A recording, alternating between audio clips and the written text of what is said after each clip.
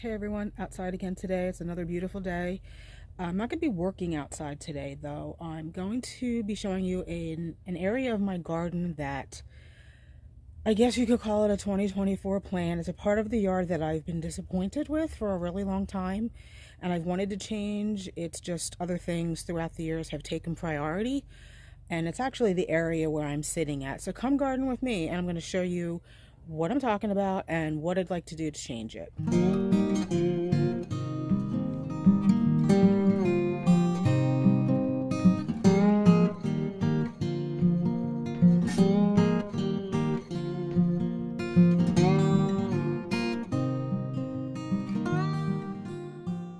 All right, I've come to the side of my house because I want to walk down this pathway, get around the corner of the house to the left, and then the area I'm talking about will come into view. You've seen it all before. It's this view right here. Now, I can't do anything about the Bilko doors, but this entire bed here over to the deck where the steps are. This is an area of the yard where I've really wanted to change it for several years. It's just never... Unfortunately, other things have taken priority. To me, I just come around that corner and I'm kind of hit in the face with what to me looks like a very unkempt, just not very organized, not very nice looking part of the yard. First of all, the deck is horrible. It's been horrible since we moved into the house. I wish it had never been built on the house. I wish we could have just done what we wanted, but it is what it is. Eventually, I hope to change that as well. Originally, we had the grill where this elevated bed is, and I hated coming around that corner and being hit in the face with a grill. I mean, we all use grills, but it's not exactly something I want to look at. I mean, this is the path that we use most often to get to the back of our house, you know, all the time. We don't really come to the back of our property through the arbor and the gate on the other side. So I constantly have this view to look at, and I hate it. This elevated bed, we ordered it and received it in 2020, and it's worked well for us. We've grown lettuce and kale in here, gotten a lot of harvest. But even though it's cedar, so it's built to last, to me, again, it just looks very unkempt because I guess maybe now it needs to be stained. You know, that's not one of my strong points, maintenance. I don't want to have to maintain anything, to be quite honest with you. We have enough to maintain with all of our gardens, so I would really like to even move the elevated planter. I'm not sure where, maybe onto the patio, maybe stain it. I feel like maybe if we stain it black, it'll look a little bit better, but you can see it's, you know, it's seen better days. So I don't want to walk around the corner of my house anymore and see this unkempt scene. So what I'd like to do is get rid of the pavers and get rid of the grass here, and I just extend this bed from the corner of the Bilko door all the way around so that it meets up with this bed. And honestly, I'm hoping that by proxy, if we fix this area will look a little bit better, because I am not 100% happy with this Ruby Falls Weeping Red Bud. When it is in full foliage, fully leafed out in the summer, it looks like Cousin It, and that's not really what I thought it was going to look like. I don't know if any of you watch Grow For Me Gardening, but they have a beautiful Ruby Falls Weeping Red Bud that is a lot taller, and it's just a lot more graceful. So, you know, I don't want to have to move something else. So I'm hoping if we fix this area, that maybe the Ruby Falls Weeping Red Bud, to me, won't be as noticeable as Cousin It. So again, you know, would have a sweeping bed that would curve in to the edge of the steps there, and I hope that the arc of the new bed will kind of mirror the arc of the herb garden, and then we'll have a lot more room to plant things in here. The beautyberry in the corner is going. That again was sent to me by the same company over the last 5-6 years that keeps sending the wrong plant, and it is way bigger than it was supposed to be. So that's going to move. The gold cone juniper has never done well in this area. I mean, it is a drought tolerant evergreen, but maybe back in here it's just too dry. So we're going to put that in a pot and hope to kind of baby that back to life And I do have the castle wall holly that initially I thought I wanted to put in that corner. I'm not sure that anything evergreen is really going to do well here. If this is a drought tolerant shrub and it's not liking how dry it is in there in the winter, then maybe another evergreen won't work. But at any rate, bought the castle wall holly to come back in here, so we'll figure that out. The three shrubs that you see here are double play blue kazoo spirea, and then the front is kind of like a germander hedge. I think we lost a couple because it is obviously quite shady back in there, but my thought was to have something evergreen border the bed here, just like it kind of borders the herb garden. That will move the germander so that it becomes an evergreen hedge at the front of this new bed. So let's go inside now and talk about what kind of plants I think that we can put here to dress this area up a little bit.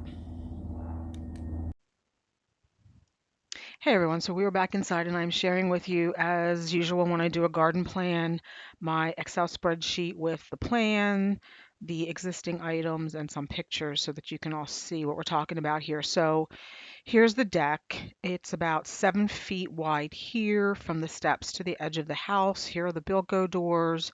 Here's the herb garden. Here is the bed we're going to be extending. Right now, the bed kind of just goes around and it fills in this area here. So we want to take this bed out and bring it actually to the edge of the steps here. Maybe just put a stepping stone here. So here is these three teal items are the blue kazoo spirea, so those are already in this bed. The green hedge here are the germander, which are already in this bed. They will just move out from forming almost a straight line here to them becoming in the edge of the new bed, or the new edge of the bed. So this is what the blue kazoo spirea looks like if any of you are familiar with that. It really is a pretty shrub. I will tell you though, in warmer areas such as ours, we're in Zone 7A, southeastern Pennsylvania, in the summer when the heat and humidity start to creep in sometimes even in late June, the blue kazoo spirea, after weeks of that, they start to really go downhill and they don't, to me, look very, very attractive. They start to get black spots and they kind of get, I think that I want to say suffer from powdery mildew. It could be a different kind of mildew. I'm not 100%. I just know when it's really hot and humid in the summers, they just are, they do not look this pretty. Once they bloom for a few weeks, they'll be pretty like this. And then to me, they just go downhill. So they've moved around our yard quite a bit. However, they have done the best for us here, so they will stay here.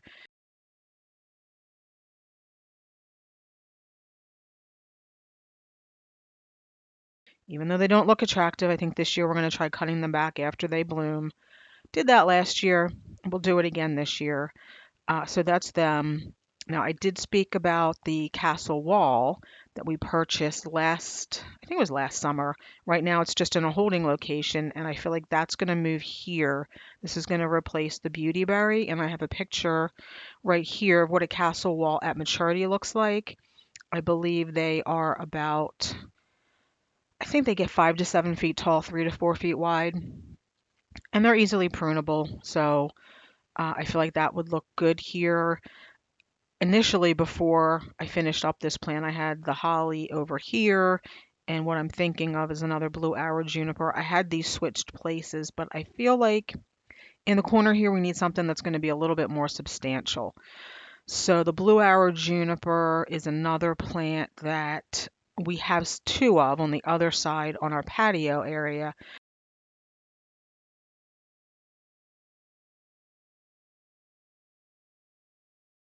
So I thought, well, it makes sense to kind of maybe get a third one. They kind of like, even though you don't ever see these two areas unless you're up at the top of our property, because of the deck in the middle of the house there, you won't ever see what's here together with, the other two blue junipers, which are, over on the other side of the house. But just to keep things a little bit consistent, I thought, well, maybe a blue arrow juniper. They, again, are a very drought tolerant plant, although I guess In the winter, given how dry this is over here, we may need to provide some additional moisture. But also, this is gonna bringing this bed out from just here to just here is gonna open up this area to a lot more plants. So I thought maybe not firelight tidbit, tiny quick fire hydrangeas maybe. They are a small hydrangea, kind of like the firelight tidbit, but I have a feeling the tiny quick fires are even smaller. Because even when we bring this bed out, there's not going to be a ton of planting space here, so I need to keep something small. And I thought maybe 3 or even 4 of these here, maybe a fourth one, say here. See what that would look like. Maybe 4. Um, we already have, so I'm not bringing this down here because there are some perennials here. To be quite honest with you, whether we keep them or not it's not going to be any skin off my back if we get rid of those. But there are 3 trifolium rubens here. See if I can find a picture of those. You see what they look like. They're pretty.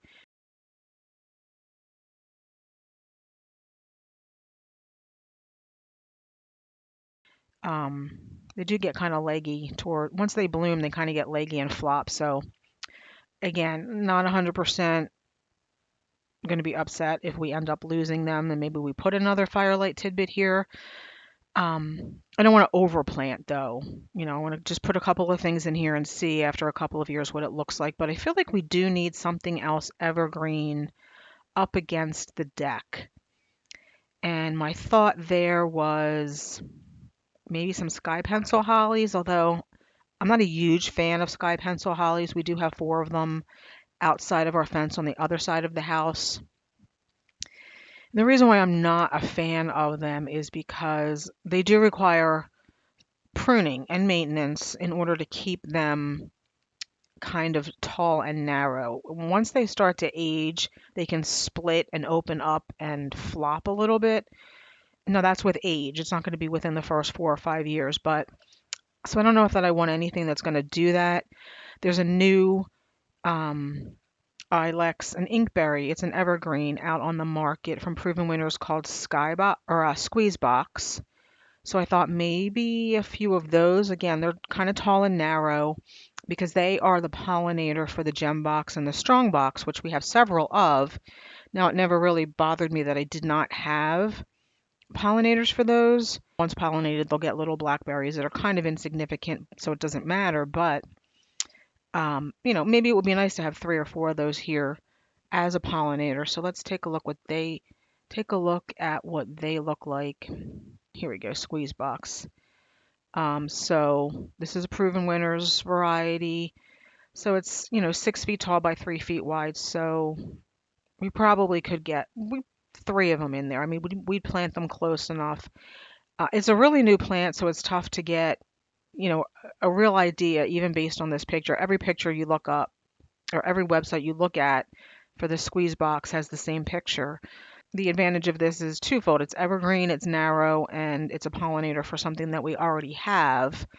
But I was also thinking skybox. Again, it's narrow, 5 feet tall, maybe not quite as tall as I would like there, but we do have several of these, and it's very similar looking. We do have 3 of these on the other side of the house. It would provide some cohesion and consistency to have some more of those on the other side, or on the side of the deck, so that you see them when you come up the path and then you see them when you turn the corner. So those are just a couple of other ideas that I thought we could use for some more evergreen interest up against the deck there, because I do feel like we need something there.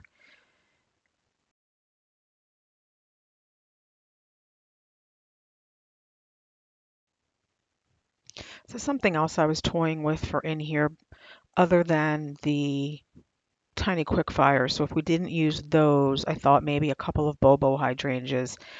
And I thought one in here, or maybe 2 in here, and then we just do along the edge here like a sweet box. But then that would mean we'd have to get rid of the germander. I'm really trying to repurpose a lot of stuff here, but I feel like I really like the way that the Bobo hydrangea looks. It's really pretty. It's very dense. It's a very dense habit. I feel like they're a little bit too big though. I mean, they're a 3 by 3 and there's not going to be a ton of room in that bed. And I feel like having something that's going to be too big, like 3 by 3 doesn't seem like it's going to be that big, to be quite honest with you. But in that bed, I feel like two of them might be a little bit overwhelming. My personal experience with these shrubs, working at the nursery last year, is that they can be a little floppy as well. And I don't want anything that's going to be flopping over on plants that we may have already in there. So, not sure. Let's look at the stats on that. Is that 2.5 feet tall by 3? 2.5 to 3. It's not the height, it's the width, and 3 to 4 feet wide. Yeah, I mean, so if we had two of them, it would take up 8 feet of space. I feel like that's going to be the whole length of the bed. Oh well, I might have to find a use for the Bobo hydrangea elsewhere. I really like sweet box, and I really want to find someplace in my yard for those. There's the new one, the Sweet and Low by, obviously everybody has them, but it's a Proven Winners variety. It really is pretty. Again, in my experience working at the nursery last year, we did have some of these brought in. They are a very pretty plant, even when they're very young. And they can take full sun to full shade, which I feel like right up against the deck there is going to be a little bit more shady. And again, they're like, they're not very big. They're going to be wider. It's another one of those plants that's going to be wider than it is tall, which I'm not always a fan of. But I really do like these. And again, they're an evergreen. They're easily prunable. They have little berries, but I feel like there are other places in the yard we could use these. So maybe I'll reserve those for over there. So let's go back to the plan. I think I would really like to try to get this done this preferably spring before things start to bud out. I'm having a hard time finding blue arrow juniper as big as the ones that I bought on the other side. I want to say those were already 4 to 5 feet tall when I bought them. Right now they seem to be in low stock or sold out of most locations. I think I found one on this. This is where I ordered my other ones, Garden Goods Direct, and those were the ones that were 4 to 5 feet tall. I think they only have 3 to 4 feet tall in stock, which would not be a big deal, to be quite honest with you. They are kind of fast growers, not a really big deal, but I do feel like I want to try to get this done, along with everything else that we have planned to switch up this year. Again, just coming around the corner of the house and seeing what to me just looks like a mess. I really would like to tackle that this year. So those are the plans. Hopefully we'll get to it. I hope you enjoyed watching this, and I'd love to hear what you think of this plan. So leave me a comment. Hopefully I will see you in the next one. Bye.